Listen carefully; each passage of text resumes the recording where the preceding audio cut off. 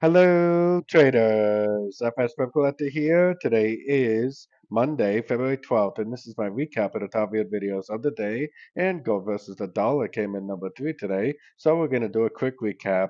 If you'd like to see my full top-down analysis on gold, make sure to check out the video that I made this morning, linked at the end of this video over there.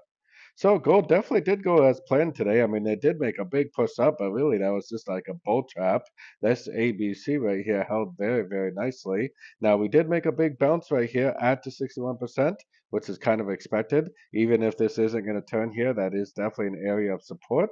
I'm actually still thinking that the trend is down. We do have CPI interest rate tomorrow, and I actually think that we're going to at least make one more push down, at least between now and the news, and that tomorrow's news I still think is most likely going to cause this to continue back up. But for now, unless it goes up and takes out these previous highs, I would definitely still be looking for shorts in a downtrend, especially on these shorter time frames. So I'd like to see three waves up, maybe a Fibonacci bounce to go short.